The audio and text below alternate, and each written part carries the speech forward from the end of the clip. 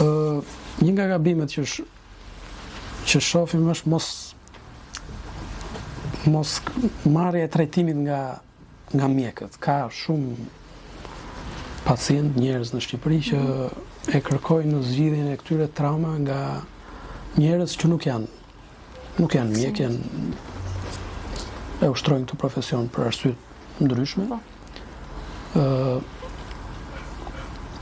Dhe disa njerëz edhe aktualisht e kërkojnë ndihmën nga këta njerëz.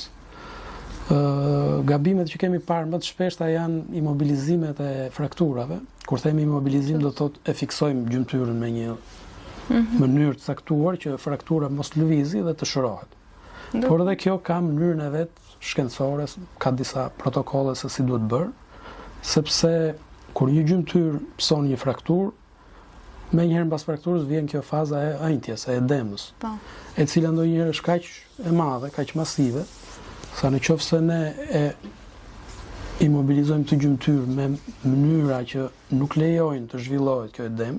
pra janë kaq të shtrënguara mbas trupit, kjo mund të sjellë një pasojë të rëndë. Për shembull, një fëmijë